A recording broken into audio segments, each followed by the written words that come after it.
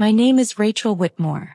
I was 31 years old the day my mother-in-law told me I had failed her family because I gave birth to a daughter. The strange thing is that I wasn't even supposed to be the center of attention that afternoon. The gathering was meant to celebrate my daughter Ava's first birthday. There were balloons tied to the backyard fence, a long table covered in pink decorations, and nearly 20 family members scattered around my in-laws' property. Children were running through the grass. Someone was taking photos near the cake table. It should have been a happy day. Instead, it became the day everything started to fall apart. I was standing beside my husband, Ethan, holding Ava on my hip when Patricia Whitmore raised her wine glass and smiled at a group of relatives. At first, I thought she was about to make a toast. I wish that had been the case. Instead, she looked directly at me. Then she said something I will never forget. Well, maybe next time we'll finally get the grandson this family deserves. A few people laughed nervously. Others looked down at their plates. I felt Ava's tiny hand grab my shoulder. For a second, I hoped Patricia would realize how inappropriate her comment was. She didn't. In fact, she continued. The Whitmore family has always passed things down through the men. He shrugged. Rachel gave us a girl. The backyard became uncomfortably quiet. What none of them knew was that the future of the Whitmore family had absolutely nothing to do with whether my child was a boy or a girl. And the one thing my family never bothered to ask about was hidden inside an old leather document folder that had been sitting untouched for years. At the time, I didn't know how important that folder would become. But looking back now, that moment changed everything. What happened in the next few minutes is something my family never forgot. Welcome back to Hidden Family Revenge. If you've ever been underestimated by your own family, this story is for you. I wish I could tell you that Patricia's comment shocked me. It didn't. Not really. The truth was that she had been making remarks like that ever since she learned I was pregnant. When we announced the pregnancy, she immediately started talking about grandsons. Not grandchildren. Grandsons. There was a difference in her mind. A very big difference. At family dinners she would say things like, Ethan was such a strong little boy. Or, the family needs another man around here. Sometimes she'd even refer to my unborn child as he before we knew the gender. I tried to ignore it. Most of the time I succeeded. I had spent most of my adult life learning how to stay calm around difficult people. My own parents had taught me something valuable when I was young. You don't have to attend every argument you're invited to.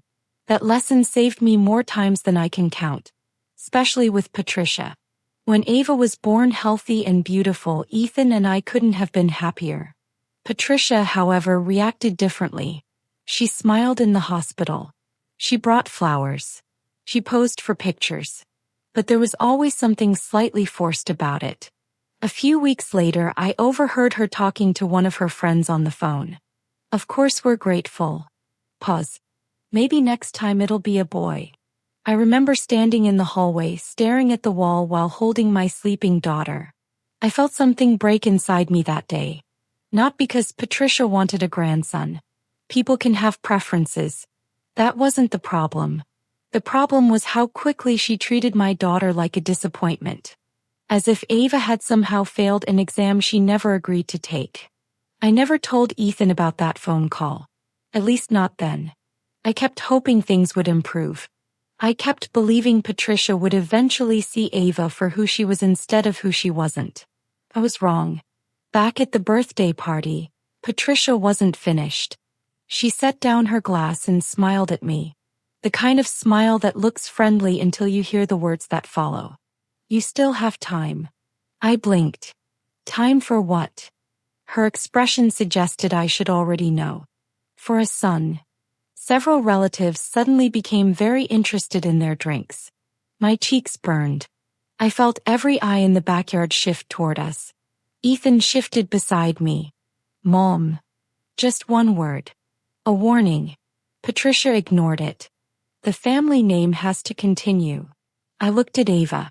She was playing with the ribbon attached to my sleeve. Completely unaware of the conversation happening around her. Completely innocent. And somehow still being judged. I took a slow breath. Then I said the only thing I could think of. Ava is perfect exactly as she is. Patricia laughed softly. Not kindly. Not affectionately. Dismissively. That's not the point. I didn't realize then how important those 4 words would become. That's not the point. Because years later, when the truth finally came out, everyone would realize that Patricia herself had completely missed the point. The real surprise came later. But first things had to get worse. Much worse. Patricia took another sip of wine. Then she looked directly at me. And in front of nearly 20 people she said, "Honestly, Ethan should have married someone who understood the importance of family tradition." The backyard went silent. I felt my stomach drop. Even Ethan looked stunned. Then Patricia added the sentence that changed everything. "He should have never married you." And that was only the beginning. The moment Patricia said, "He should have never married you," the entire backyard seemed to freeze. Nobody spoke. Nobody laughed. Even the children nearby sounded quieter somehow. I remember looking down at my daughter Ava, still sitting comfortably on my hip, completely unaware that her grandmother had just insulted both of us in front of nearly 20 people. For a few seconds I honestly didn't know what to say. Thankfully Ethan spoke first. "Mom, that's enough." His voice was calm, but I could hear the anger underneath. Patricia rolled her eyes. "Oh, don't be dramatic." "Dramatic?" Ethan asked. "You just insulted my wife." Patricia shrugged. "I told the truth." That was the moment I realized something important. She wasn't embarrassed. She wasn't speaking emotionally. She genuinely believed she was right. And that made the situation much worse. Because people who think they're right rarely stop on their own. At the time I thought that was the worst part. I was wrong. The worst part was how familiar it felt. Because Patricia's behavior hadn't started when Ava was born. It hadn't started when Ethan and I got married. In many ways it had started the very first day I met her. 3 years before that birthday party. Back then Ethan and I had been dating for almost a year. I was 28. He was 30. We were serious enough that meeting his family felt like the natural next step. I remember spending almost an hour choosing a dress. Not because I was nervous about impressing them. I simply wanted to make a good first impression. I brought flowers for Patricia, a bottle of wine for Ethan's father, and a homemade dessert I'd spent half the previous night preparing. I thought the evening had gone reasonably well. Until Patricia asked me a question during dinner. "So, Rachel, what exactly do you do?" I smiled. "I work in corporate records management." It was the simplest explanation. The truthful explanation was much longer. At the time, I handled document compliance, historical records, and business audits for several private organizations. It wasn't glamorous. It wasn't exciting. But I loved it. Details mattered to me. Patterns mattered. Records told stories that people often tried to hide. Patricia nodded politely. Then she asked, "That's basically filing paperwork, right?" I remember blinking. "There's a little more to it than that." She smiled. "Of course." But her expression said otherwise. That night was the first time I felt dismissed by her. Unfortunately, it wasn't the last. Over the following months, similar moments kept happening. Whenever Ethan received a promotion, Patricia congratulated him endlessly. When I achieved something at work, she barely acknowledged it. When Ethan bought a new car, she proudly showed photos to relatives. When I completed a major professional certification, she changed the subject. At first, I assumed it was coincidence. Then I assumed it was personality differences. Eventually, I accepted the truth. Patricia simply didn't value me. At least not the way she valued her son. And certainly not the way she valued the idea of a future grandson. The strange thing was that Ethan never shared her attitude. He was supportive, kind, respectful. The man Patricia imagined her son to be and the man Ethan actually was were often very different people. One evening, about 6 months before our wedding, Ethan apologized for something his mother had said. We were driving home from dinner. Rain tapped softly against the windshield. You know, she doesn't mean half the things she says. I looked out the window. I think she means all of them. He sighed. I know. For a moment neither of us spoke. Then he said something that stayed with me. Don't let her convince you that you don't belong. At the time I thought he was talking about our relationship. Years later I realized he was talking about something much bigger. Something neither of us fully understood yet. The truth sitting quietly behind our family history. A truth hidden for decades. A truth connected to a worn leather document folder that almost nobody paid attention to. I wish I could say I noticed its importance immediately. I didn't. Whenever we visited Ethan's parents, I occasionally saw the folder sitting on a bookshelf in Robert Whitmore's home office. Old brown leather. Slightly cracked edges. A brass clasp. Nothing remarkable. Just another collection of old family papers. Or so I thought. Sometimes Robert would glance at it during conversations. Other times Patricia would quickly change the subject whenever family history came up. Looking back, there were signs everywhere. I simply didn't understand them yet. What I did understand was that Patricia had very specific ideas about family. And those ideas always seemed to revolve around status, appearances, tradition, control, especially control. After Ethan and I married, those tendencies became even more obvious. Patricia constantly offered opinions about where we should live, how we should spend money, when we should have children, what names we should choose, and eventually whether our first child should be a boy. When Ava was born a girl, it was as if Patricia viewed the situation as a personal disappointment. Not because she disliked Ava, but because Ava didn't fit the future Patricia had imagined. And when people become attached to an idea, they sometimes stop appreciating the reality in front of them. I wish I could say things improved after that birthday party. I wish I could say Patricia apologized. Instead, the days that followed revealed something much deeper than simple favoritism. Something hidden beneath years of family stories. Something connected to that old leather folder. And before long I would discover the first clue. The week after Ava's birthday party was uncomfortable for everyone. At least that's what Ethan told me. I wouldn't know. I had stopped answering Patricia's calls. Not out of anger. Not even out of spite. I simply needed distance. For years I had convinced myself that her comments were annoying but harmless. That birthday party forced me to confront a different reality. Words have consequences. Especially when they're repeated often enough. Especially when a child eventually grows old enough to hear them. The thought of Ava one day listening to her grandmother talk about grandsons and family names made my stomach turn. I wasn't willing to expose my daughter to that. Not anymore. A few days later, Ethan came home from work looking exhausted. Mom called again. I glanced up from the kitchen table. Let me guess. He sighed. She thinks you're overreacting. I almost laughed. The irony was unbelievable. Patricia publicly humiliated me, insulted our daughter, questioned our marriage, and somehow I was the one overreacting. Some people have a remarkable ability to rewrite events in their own minds. Patricia happened to be one of them. What exactly did she say? I asked.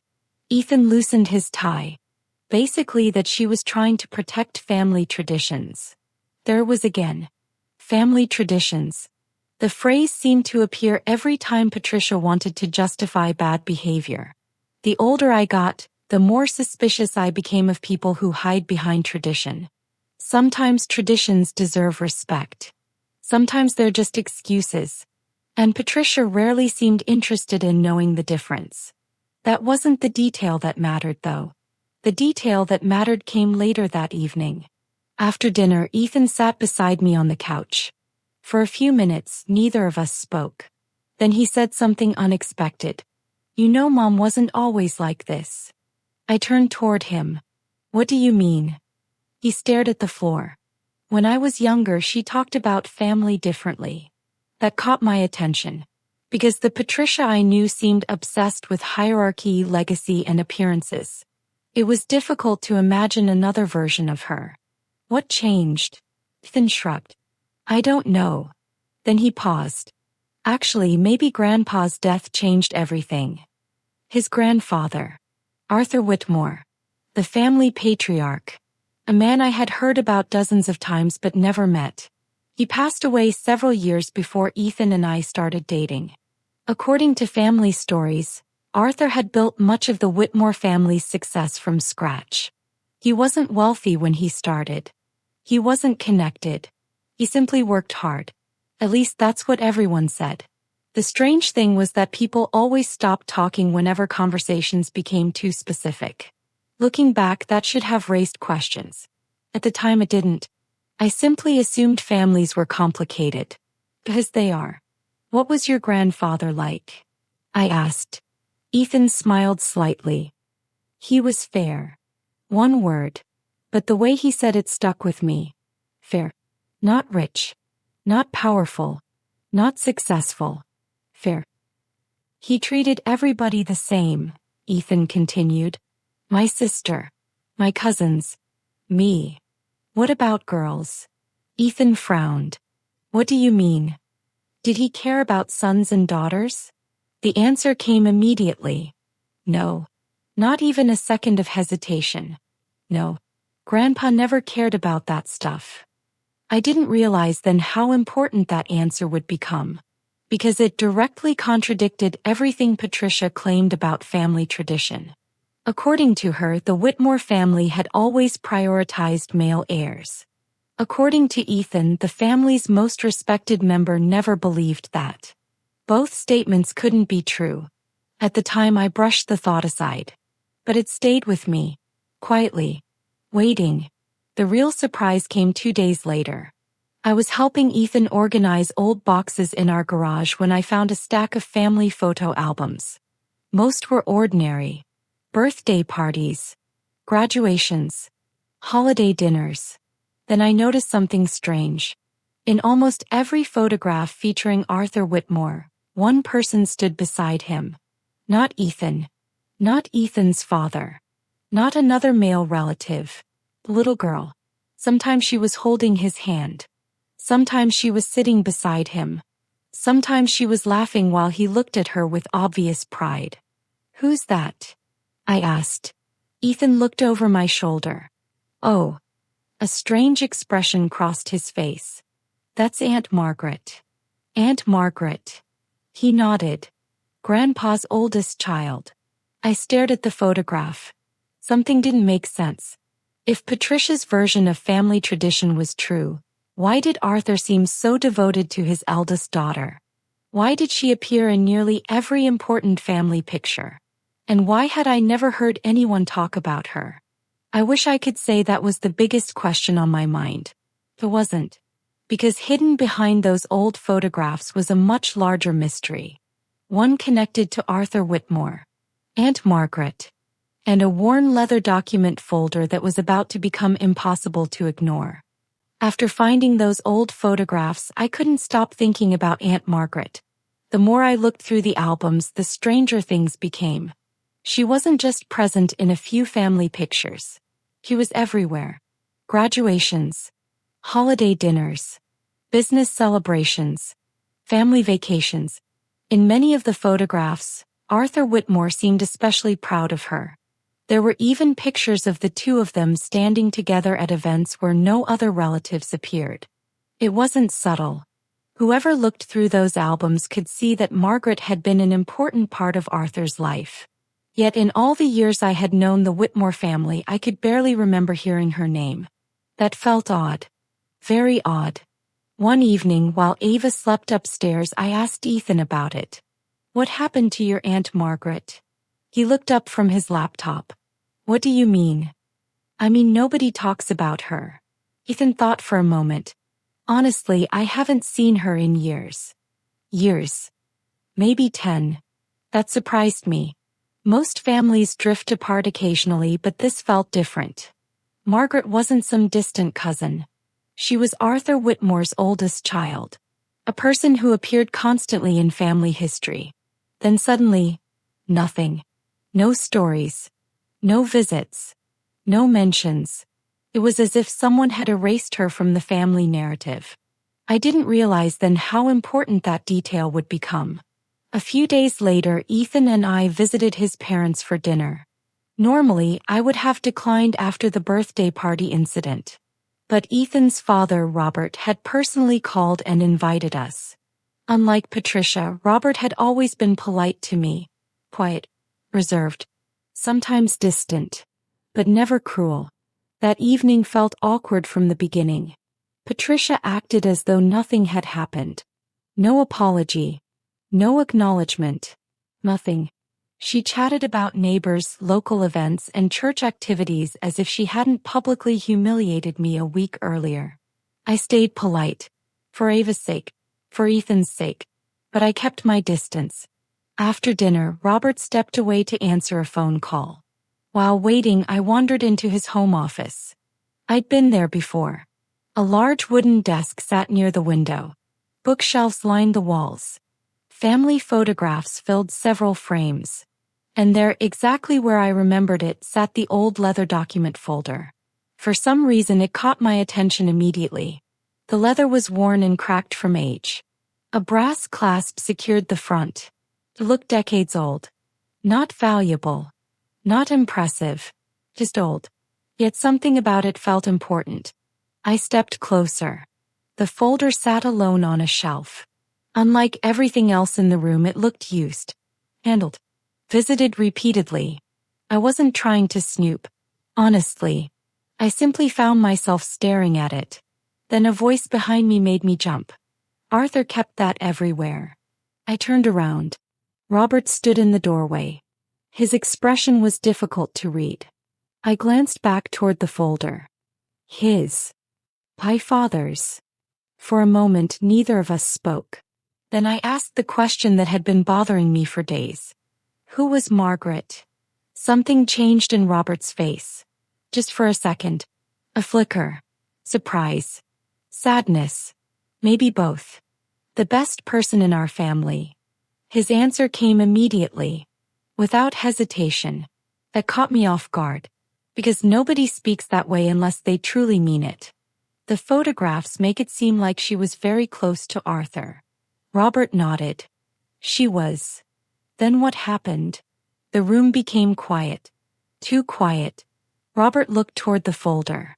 Then toward the hallway. As though checking whether someone might overhear. Finally he sighed. Some stories don't disappear by accident. I felt a chill run through me. What does that mean? Before Robert could answer, Patricia's voice echoed from another room. Robert. He immediately straightened. The moment vanished. Just like that. I should go. Then he walked away, leaving me alone with more questions than answers. At the time, I thought Margaret was the mystery. I thought she was the missing piece. I was wrong. Margaret was only the first clue. The real mystery was sitting directly in front of me on that shelf. The old leather document folder. Because less than 2 weeks later, that folder would finally open. And the first thing I saw inside would make me question everything Patricia had ever said about family tradition. For the next several days, I couldn't stop thinking about what Robert had said. Some stories don't disappear by accident. The sentence replayed in my head at random moments. While folding laundry. While feeding Ava breakfast. While driving to work. It felt less like a comment and more like a warning. And the more I thought about it, the less sense the Whitmore family story made.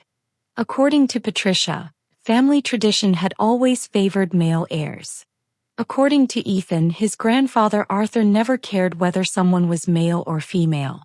According to the photographs, Arthur had been incredibly close to his oldest daughter, Margaret. And according to Robert, Margaret had been the best person in our family. Those pieces didn't fit together. Not even a little. Something was missing. The real surprise came the following Saturday. Ethan and I took Ava to visit Robert while Patricia attended a charity luncheon across town. Robert had recently undergone a minor medical procedure and was supposed to avoid lifting anything heavy for a few weeks.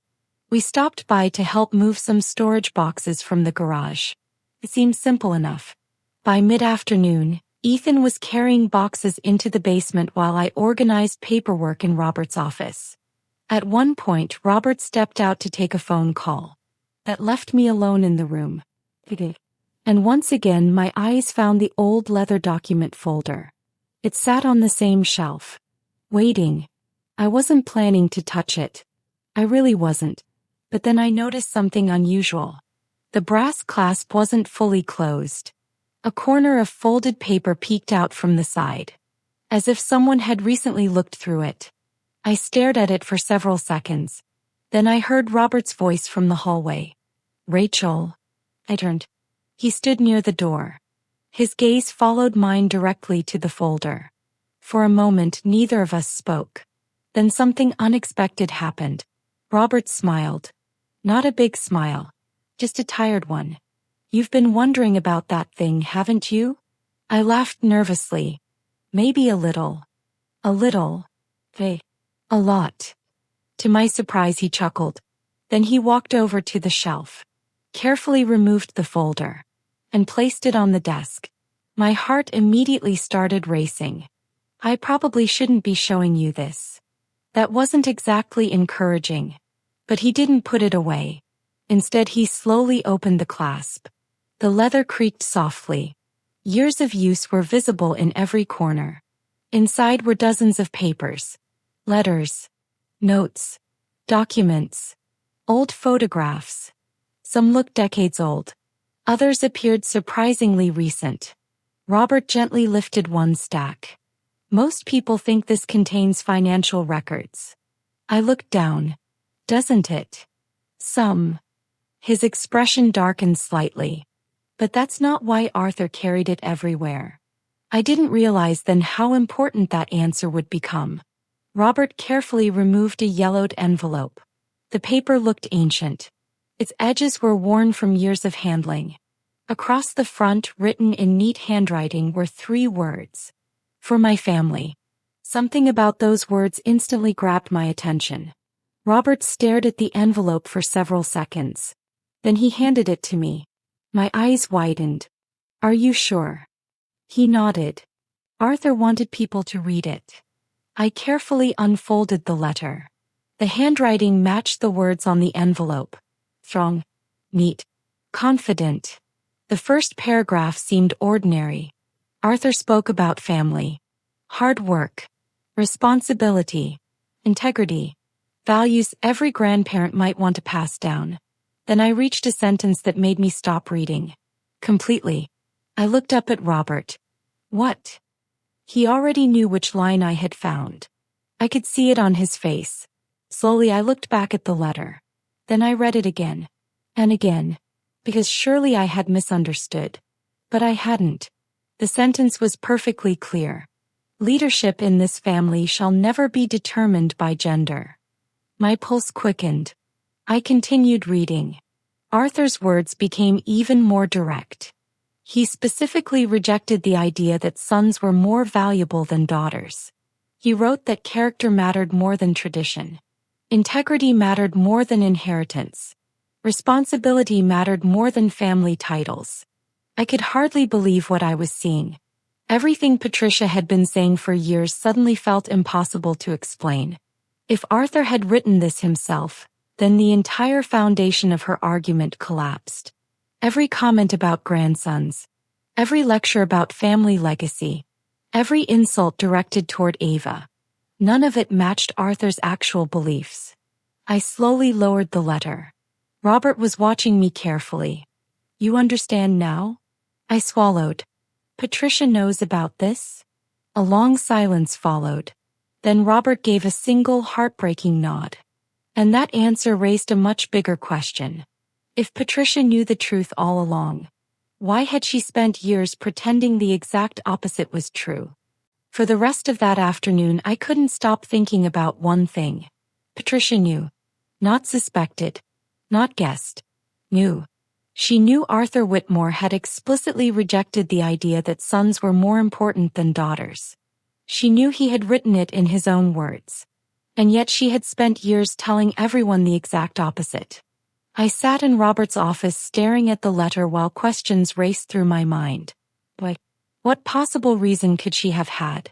What did she gain from rewriting Arthur's beliefs? Robert seemed to understand exactly what I was thinking. It's complicated. I almost laughed. Families always say that. Whenever the truth is uncomfortable, someone calls it complicated. Sometimes it is. Sometimes it's just easier than admitting someone was wrong. What happened with Margaret? I asked. The room became quiet. Robert leaned back in his chair. For several moments he simply looked at the old leather folder. Then he sighed. Margaret challenged Patricia. That wasn't the answer I expected. About what? About everything. He gave a tired smile. Margaret never cared about appearances. She cared about facts. For some reason that reminded me of the letter. And of Arthur. Maybe that wasn't a coincidence. Robert continued. When Patricia started talking about traditions and family expectations years ago, Margaret pushed back. What happened? His expression darkened. They stopped speaking. I blinked. That's it. Robert shook his head. No. That's how it started. The real surprise came next. According to Robert, Margaret had spent years helping Arthur manage family affairs before he passed away. Not his sons. Not other male relatives. Margaret. She handled records. Important correspondence. Property documents. Family archives. Anything requiring organization and attention to detail. Arthur trusted her completely. That detail immediately stood out to me. Because it directly contradicted Patricia's version of family history. If male heirs were supposedly so important, why had Arthur placed so much responsibility in his daughter's hands? The answer seemed obvious. Because he never believed what Patricia claimed. I didn't realize then how important that realization would become. That evening after we returned home, I told Ethan everything. Every word. The letter. Arthur's statement. Robert's comments about Margaret. The silence that followed lasted nearly a minute. Finally Ethan shook his head. That doesn't make sense. I know. No, he said. I mean, Mom's version doesn't make sense. For years Ethan had heard Patricia repeat the same stories. The same explanations. The same ideas about family legacy. Now those stories suddenly had holes in them. Big holes. The kind that become impossible to ignore once you see them. Ethan stared out the window. Then he said something unexpected. I think there are more documents. What do you mean? He looked back at me. Grandpa never wrote just one letter. That got my attention. Arthur sounded like the kind of man who documented everything. The kind of man who left records behind. The kind of man who believed future generations should understand his decisions. A single letter felt important. But it didn't feel complete. What if there are more? I asked. Ethan nodded slowly. That's exactly what I'm thinking. For the next week we quietly began looking through old family records. Nothing dramatic. Nothing secretive. Just conversations. Questions. Requests for copies of archived documents. Most relatives didn't think much about it. After all, old family paperwork isn't exactly exciting. But every new document seemed to point in the same direction. Arthur consistently emphasized fairness. Responsibility. Merit. Character. Never gender. Never birth order. Never favoritism. The pattern was becoming impossible to miss. Then something happened that changed everything. Late Thursday afternoon, Robert called me directly. That alone was unusual. Robert rarely called anyone. When I answered, his voice sounded nervous. Rachel, I found something. Immediately I sat up straighter. What is it? Pause. Then. A document Margaret left behind. My heart skipped. What kind of document? Another pause. Longer this time. When Robert finally spoke, his voice was almost a whisper. The kind that explains why Patricia spent 20 years hiding the truth. I felt a chill run down my spine. Because until that moment I had assumed Patricia was protecting an opinion. Maybe even an ego. I hadn't considered something far worse. The possibility that she was protecting a secret. And if Robert was right, that secret was about to come into the light. The moment Robert mentioned a document left behind by Margaret, I knew this situation had become much bigger than a disagreement about family traditions. For weeks, I had been trying to understand Patricia's behavior. I assumed it came from personal beliefs, pride, control, maybe even disappointment. But now another possibility had entered the picture. What if Patricia wasn't simply protecting an opinion? What if she had been protecting a lie? That night, Ethan and I drove to Robert's house after Ava fell asleep at my sister's home. Neither of us spoke much during the drive. The silence wasn't uncomfortable. It was heavy. The kind of silence that comes before something important. When we arrived, Robert was already waiting in his office. The old leather folder sat on the desk. For the first time, I noticed how worn it truly was. The edges were faded. The corners softened by decades of use. Arthur must have carried it everywhere. It wasn't just a folder anymore. It felt like a witness. A silent witness to years of family history. Robert motioned for us to sit down. Then he carefully removed a document from inside a clear protective sleeve. This was found among Margaret's personal papers after she moved. Ethan leaned forward. "So what is it?" Robert handed the document to me. At first glance it looked ordinary. Several typed pages. Official signatures. Witness statements. Nothing dramatic. Then I reached the title. Family Trust Memorandum. My stomach tightened. I continued reading. The document outlined conversations that had taken place between Arthur, Margaret, Robert, and the family's attorney several years before Arthur's death. According to the memorandum, Arthur had become concerned about increasing conflict within the family. More specifically, he worried that some family members were becoming obsessed with status rather than character. The wording felt deliberate, almost careful, as if Arthur knew exactly who he was talking about. Then I reached the section that changed everything. The memorandum described a family meeting that had taken place nearly 20 years earlier. During that meeting, Patricia argued that future family leadership and inheritance should prioritize male descendants. Arthur had strongly disagreed. Not privately. Not quietly. Officially. The memorandum recorded his response. I read the paragraph twice. Then a third time. Because I wanted to be absolutely certain. Arthur had stated that no child should ever be valued more highly because of gender. He called the idea unfair, short-sighted, and harmful to future generations. I slowly lowered the document. Ethan looked stunned. "So Grandpa actually said this?" Robert nodded. In front of witnesses. A long silence filled the room. For years, Patricia had spoken as though Arthur supported her beliefs. Yet the written record showed the exact opposite. Not only had he disagreed, he had specifically rejected those ideas. The truth was becoming impossible to ignore. But the biggest surprise wasn't in the memorandum. It came from the final page. Attached to the document was a handwritten note from Margaret.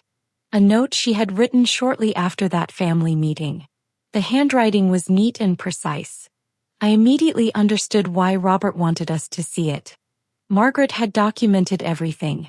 Every disagreement. Every discussion. Every decision. She described how Patricia became angry after Arthur refused to support her position. According to Margaret, Patricia spent years afterward telling a different version of events. A version that gradually became accepted as family history. Not because it was true, but because Arthur was no longer alive to correct it. I looked up from the page. The room felt smaller somehow. He knew this would happen. Robert nodded slowly. I think he did. That wasn't the detail that mattered most, though. The detail that mattered was on the final paragraph of Margaret's note. A paragraph written less than a year before Arthur died. My eyes moved across the words. Then my heart nearly stopped. Margaret believed Patricia was hiding something connected to Arthur's final estate documents. Not stealing. Not forging. Nothing illegal. But hiding something important. Something she didn't want the family discussing. Something connected directly to inheritance. And to future generations. Ethan stared at me. "What is it?" I handed him the note. As he read, the color slowly drained from his face. Because both of us immediately understood the same thing. Patricia's comments about grandsons and family traditions weren't random. They never had been. They were connected to something much larger. Something buried deep inside the family's history. And 3 days later, at a family gathering attended by nearly 20 relatives, that secret would finally come into the open. Whether Patricia was ready for it or not. 3 days later, nearly 20 members of the Whitmore family gathered at Robert's house. Officially, the event had nothing to do with Patricia. At least that was how it was presented. Robert had invited everyone for what he called a family records meeting. The explanation sounded boring enough that nobody questioned it. A few relatives assumed it involved estate planning. Others thought Robert was simply organizing old paperwork. Patricia seemed completely relaxed when she arrived. In fact, she looked pleased. As though she expected another opportunity to talk about family traditions and legacy. The irony wasn't lost on me. Because by the end of the afternoon, those same traditions would be exposed as something very different from what she had spent years describing. Ethan sat beside me. Ava played quietly with a stuffed rabbit near the living room sofa. The old leather document folder rested on the coffee table, visible to everyone. For some reason, Patricia kept glancing at it. That didn't escape my notice. Neither did the tension in Robert's expression. He looked nervous. Not scared. Just emotionally exhausted. As though he had carried something heavy for a very long time and was finally ready to put it down. At exactly 2 o'clock, another guest arrived. The family's attorney, Martin Keller. A man who had worked with Arthur Whitmore during the final years of his life. Several relatives looked surprised. Patricia looked confused. Then slightly concerned. I didn't realize then how important that reaction would become. After everyone settled into their seats, Martin opened a file and cleared his throat. "Thank you all for coming." The room became quiet. He continued. "Robert has asked me to review several historical family documents that may have been misunderstood over the years." Patricia immediately crossed her arms. Misunderstood. That word seemed to bother her. Martin continued speaking. Carefully, professionally. He reviewed Arthur's letter, the memorandum, the witness statements, the recorded family meeting. Every document pointed toward the same conclusion. Arthur Whitmore never believed sons were more valuable than daughters. Not once. Not ever. Several relatives exchanged surprised looks. Others looked toward Patricia. The atmosphere inside the room was changing. Slowly. Noticeably. Then Martin opened another folder. This one contained Arthur's final estate directives. The room became completely silent. I could hear Ava softly humming to herself across the room. Nothing else. Martin adjusted his glasses. Then he read a paragraph aloud. A paragraph that changed everything. Arthur had written, "Any descendant who teaches that one child has greater worth than another based solely on gender acts against the values of this family." Nobody moved. Nobody spoke. Patricia stared straight ahead. Her face had gone pale. Martin continued. Then came the real reveal. According to Arthur's final instructions, future family trust benefits would not be determined by birth order. They would not be determined by gender. They would not be determined by tradition. They would be determined by demonstrated character, responsibility, and contribution to the family. Exactly as Arthur had stated for decades. Everything Patricia claimed to believe about inheritance was false. Not partially false. Completely false. The truth sat in black and white on official documents. Verified. Witnessed. Recorded. Undeniable. The room remained silent. Then one of Ethan's cousins spoke. "Wait." He looked directly at Patricia. "You knew this." No answer. Another relative asked the same question. Then another. Patricia's composure began to crack. I was trying to preserve family values. The response sounded weak even to her own ears. Because the documents had already established what the family values actually were. Arthur's values. Not hers. Then Martin revealed one final document. A sealed statement Arthur had left for future generations. A statement specifically addressing family conflict. His words were simple, direct, and impossible to misunderstand. He wrote that daughters and granddaughters carried the family's future just as much as sons and grandsons. The moment Martin finished reading, every eye in the room shifted toward Ava. My daughter. The same little girl Patricia had publicly treated as a disappointment. The same little girl she claimed wasn't the future of the family. Suddenly nobody saw her that way anymore. And judging by the expressions around the room, Patricia realized it. Because for the first time in years, the entire family could see the difference between Arthur's truth and Patricia's version of it. And there was no putting that truth back into the folder. For several seconds after Martin finished reading Arthur's statement, nobody said a word. The silence felt different from the silence at Ava's birthday party. Back then, people had stayed quiet because they were uncomfortable. Now they were quiet because they were thinking, processing, reevaluating years of assumptions, years of stories, years of family conversations that suddenly looked very different. Patricia sat rigidly in her chair. Her hands folded tightly in her lap. For the first time since I had known her, she looked uncertain. Not angry. Not defensive. Hidden. And that uncertainty spread through the room. Relatives began looking at one another. Exchanging glances. Connecting memories. Questions that had never been asked before were suddenly impossible to ignore. One of Ethan's aunts broke the silence first. I remember Dad saying something similar. Everyone turned toward her. He looked at Martin. About daughters being just as important. Martin nodded. I found records of those conversations. Another relative spoke up. So why were we always told something different? Nobody answered. Because everyone already knew the answer.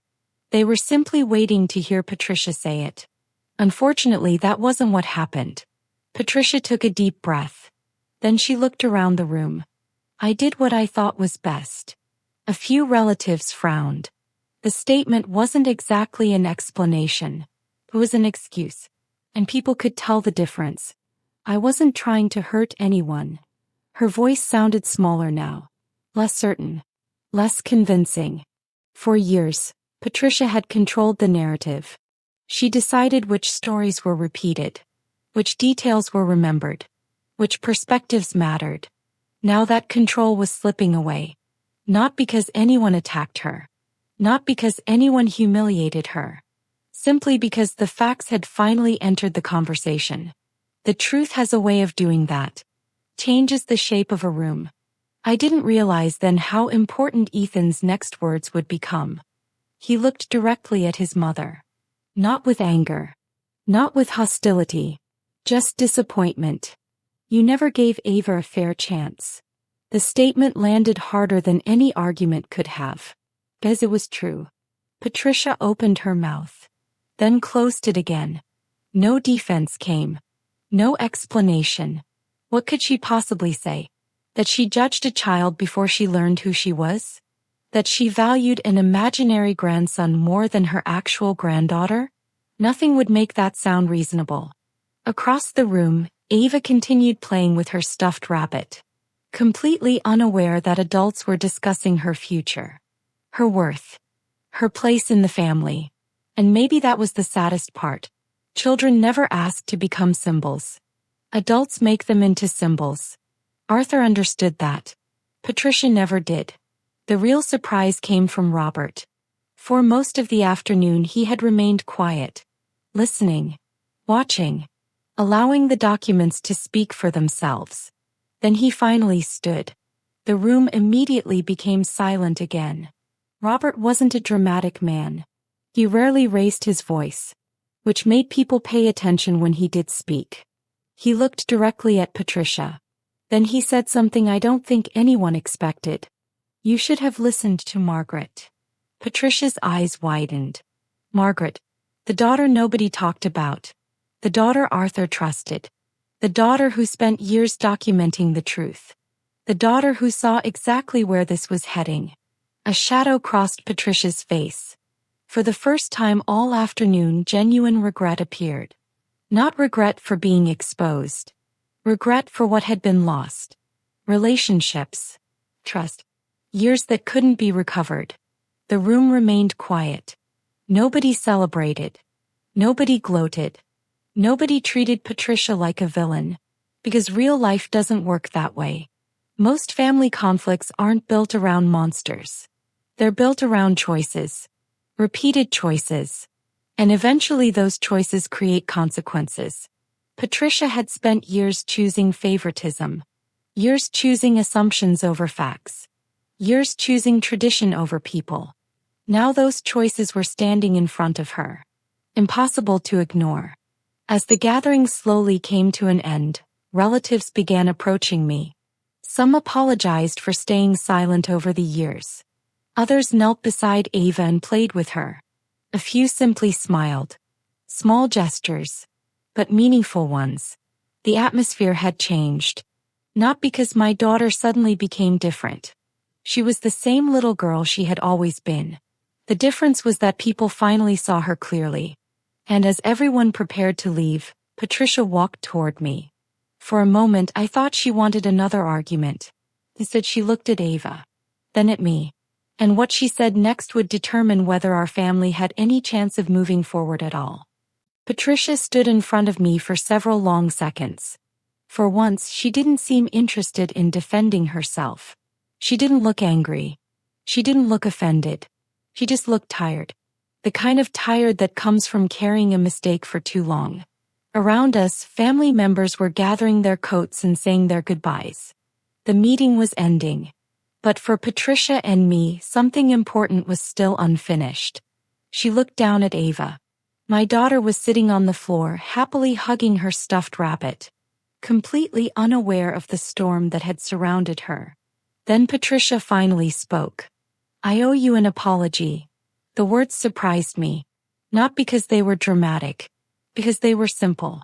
Patricia had never been good at admitting she was wrong. Simple honesty was harder for her than any argument. I stayed quiet, letting her continue. She swallowed, then looked directly at me. I spent years believing I was protecting something important. Her voice trembled slightly. I thought I was protecting family traditions. The room had grown quiet again. Several relatives had stopped what they were doing. Listening. Not because they wanted a scene. Because they wanted closure. Patricia glanced toward the old leather folder sitting on the coffee table. The folder that had carried Arthur's truth through decades of misunderstandings. The same folder that had quietly waited for the right moment. Then she sighed. The truth is, I wasn't protecting tradition. Nobody interrupted. Nobody rushed her. For the first time in a very long time, Patricia seemed willing to face reality. I was protecting my own idea of what the family should be. A tear slipped down her cheek. She quickly wiped it away. Years earlier I might have felt satisfaction seeing that. I didn't. Because victory was never the goal. The goal was understanding. The goal was truth. And now the truth was finally standing in the open. Patricia looked at Ava again. Then something happened that I never expected. She knelt beside her. Slowly. Carefully. As though she understood trust couldn't be demanded. It had to be earned. Hello, sweetheart. Ava smiled immediately. Children often see possibilities that adults miss. Patricia's expression softened. For a moment she simply watched her granddaughter play. No expectations. No comparisons. No disappointment. Just a grandmother and a child. Exactly as it should have been from the beginning. That wasn't the detail that mattered most, though. The detail that mattered came later that evening. After everyone left, Robert handed me the old leather folder. At first, I thought he wanted me to look through more documents. Dad, he smiled. Arthur would have wanted you to keep this. I stared at him. What? Robert nodded. You value the truth. Then he laughed softly. Margaret would agree. The words hit me harder than I expected. Because throughout this entire journey, I had never tried to expose anyone. I never set out to prove Patricia wrong. I never wanted revenge. I simply wanted answers. The truth had done the rest on its own. As we drove home that night, Ava asleep in her car seat behind us, Ethan reached over and took my hand. For several miles neither of us spoke. Then he smiled. You know what Grandpa would probably say? I laughed. Something wise. Probably. We both smiled. For the first time in weeks the tension felt gone. Not erased. Not forgotten. But healed enough to move forward. Over the following months things changed. Not overnight. Real families rarely work that way. Patricia made an effort. Some days she succeeded. Some days she struggled. But the difference was that she was finally trying. And that mattered. Ava grew older. Confident. Curious. Bright. Exactly who she was always meant to be. Not because anyone approved of her. Not because anyone validated her. But because her worth had never depended on those things in the first place. Years from now she'll probably never remember that birthday party. She won't remember Patricia's comments. She won't remember the arguments. And honestly, I'm grateful for that. What I hope she remembers instead is something much more important. That her value was never determined by whether she was born a boy or a girl. It was never determined by family expectations. It was never determined by tradition. It was determined by who she chose to become. And if there's one lesson this story taught me, it's this. People who underestimate you are often the ones who know you least. And the truth doesn't need permission to exist. It only needs the opportunity to be seen. The moment you stop asking the wrong people to approve your life, you finally become free to live it.